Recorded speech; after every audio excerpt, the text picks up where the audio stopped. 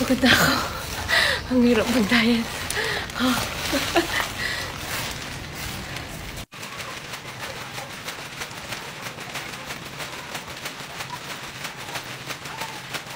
I'm so tired na.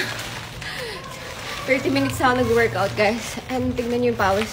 Ayan, lumalabas na siya sa kamay ko. Tignan nyo ba? Nakikita nyo ba yan? Basa na, oh. Tumutulo na yung pawis. Hindi ko na kaya. So, bilhin na natin yung Sona Shaper.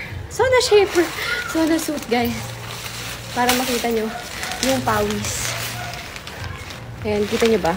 Nakikita nyo ba? Grabe, hindi yata siya litaw. Ayan, oh. Grabe. Oh.